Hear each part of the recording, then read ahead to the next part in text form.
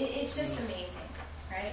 And if a person has the upper arm strength to do so, then they can go up and down stairs by themselves in the chair because the wheels go over and over. Cool, yeah.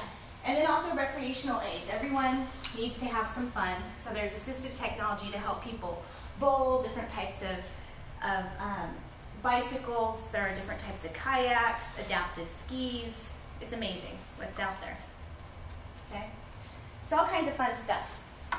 Any other AT that you can think of that you want to share with the group that you think is like really cool? You've left out service animals. This is Santa Rosa, the home of the service dog. Service animals. Interpreters? Interpreters. Service animals, some people say are, service animals are AT, and others say they're not. I try to take a neutral stance. If people ask me questions, I'll answer them. So in our services directory in CFILC, we include service animals. And then I think it was on the ILC director's listserv with the new ADA revision. The definition of service animals, it is changing, it sounds like. So, yeah, just keep listening because it sounds like they're changing it to just dogs, right? Well, they're changing it to limit it to exclude companion animals. Right. Yeah. So that emotional support stuff.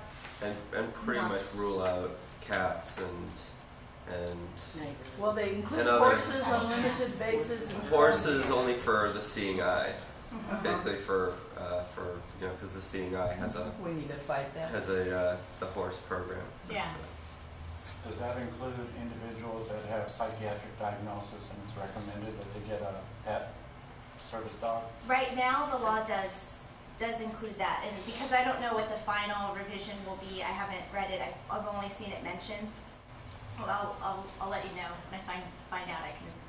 And isn't it usually posted on the CF website though too, as far as some of the final legislation stuff? I don't know if it'll be posted there, but it definitely will be on the assistive technology website because Right. some people are like service animals are AT, so it'll be a frequently asked question. Adam, do you know?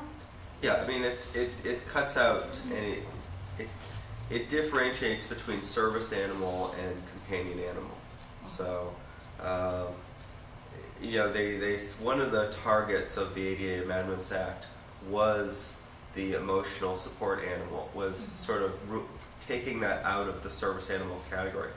The lead on this was the service dog organizations themselves, who really are not a big fan of the idea of the concept of a service animal being taken beyond physical tasks.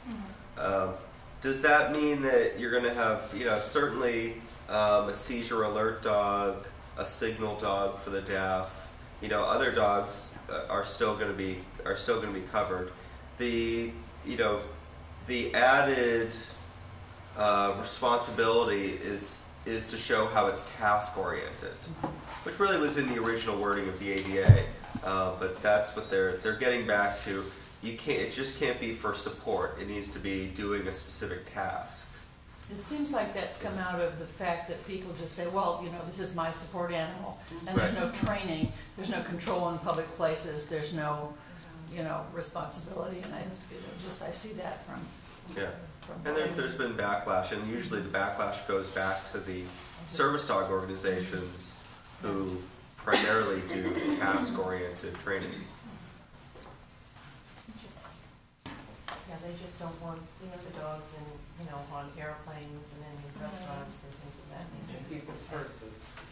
And in people's purses. Yeah. So no more pot-bellied pigs on airplanes, huh? Yeah. Well, it hasn't gone into effect yet, so you can you might see some snakes and pigs and sheep on your next flight. So. Yeah. Sheep restaurants. I service you. Yeah. Ew. So back to the AT network. So we talked a little bit about AT, and it's really broad because it could be something you make. It could, anything that helps you do a task so you can maintain or increase your independence. And the Assistive Technology Network is funded. It's federally funded, and it's the Tech Act project for the state. We call it the AT Network, Assistive Technology Network. And recently, in November, they combined two parts of the project, and so now CFILC oversees several components, and I just briefly want to talk about the different components so you understand how your input today will be used. So part of the leadership component is we have a website, and we just launched a new website on Friday. This is my first official announcement. It's a soft launch, but it's a really good website. So we have a lot of information there, including an AT services directory. So for example, if you were looking for a service animal, you can look in our services directory and it'll tell you about the different organizations like Guide Dogs for the Blind, Canine Companions for Independence. You can look it up and get the organization's contact information. If you're looking for wheelchair repair or some service, then you can look that up by zip code within, let's say, 20-mile radius. And then if you want to compare a couple of organizations, you click to save the organization, and then you can create your own list. So that's also something that we've recently updated and made a little more useful. So we're constantly working on that. The website also has something that's called the AT Exchange, and the AT Exchange is a website where people can post used AT for sale, used AT for free, used AT for trade, like maybe I have a walker, need a wheelchair, want to swap, okay? The AT Exchange is also connected to another one of our programs that I'll talk about in a moment. So there's a lot of information there. Also, a lot of the assistive technology laws are listed there. So we want to drive people to our website who have access to internet, okay? We also have a toll-free line. It's a 1-800 number that people can call. We also have a TTY line, and that people can email to, and it's to ask questions about AT. So it's information and referral. We like to say information and advocacy and assistance. So if people are having a problem with Medi-Cal because they keep getting denied for the wheelchair that they want, or they're more likely deferred, then we'll talk to them about strategies to try to obtain the device that they need, or what their rights are in that situation, and refer them to other organizations like Disability Rights California that could help them. So that's another thing that we want people to know about. We want them to know about that service that we provide. We also want them to know about the AT advocates that are located at the independent living centers throughout the state. There are 29 independent living centers. We have 3 directors here today. I think, yeah, just three. And so all of you have an AT advocate, right? At least one? Okay.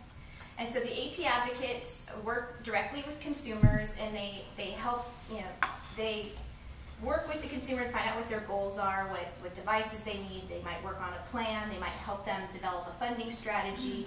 And so they work one-on-one. That's another goal of ours. We want people to know about the AT advocates at the centers. Okay.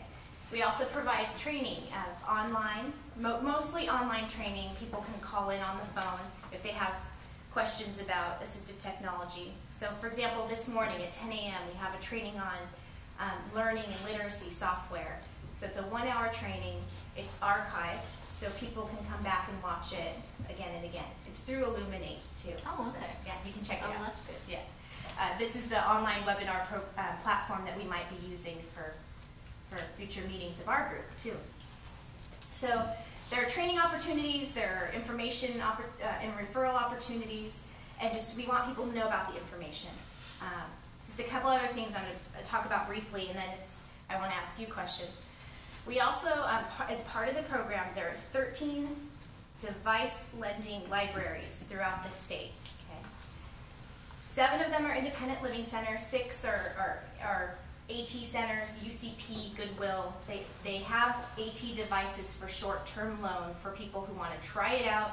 Maybe their device broke and they want to replace it for the time being, or otherwise they just want to borrow the device. And you loan to anyone who wants it, right? Chris? Mm-hmm. Anybody. Mm-hmm. Chris runs one of the 13 centers. So what we're working on now is they were part of the CAPE program, and right now we really want the community to identify with the device lending library. It's a new name for all of it. So they can call it the Device Lending Library if they're part of CFILC, or if that's their main funding source. If they had it for a while, like Goodwill has had their program for 10, 15 years, they might have a slightly different name. The idea for the Device Lending Libraries is to really build the organization at the top, and they can just say funded by AT Network, okay? But we just want to drive people to these organizations that have really cool stuff. They have stuff like I just showed you, okay? They might have the low tech, they have the high tech, all kinds of cool gadgets. So that's one of our programs. Another program, and this one is called the Alternative Financing Program, and it's a loan guarantee program for people up that between $1,000 and $50,000 that they could get a loan to purchase AT. Okay. The state of California currently, even though the program exists, they currently don't have a bank. Yeah. Everybody's shocked. Yeah, right. I don't understand, why don't banks want to work with the state? I don't know. we're trying to help them find a bank, and so we're talking to a few, and we're hoping to get 1 or 2 banks by the end of the year. So although we have the program in name, we have the statute, it's on hold. So we're accepting applications and we're putting them in order, but we're letting people know the reality of it is that we don't have a lender. So those are the big pieces.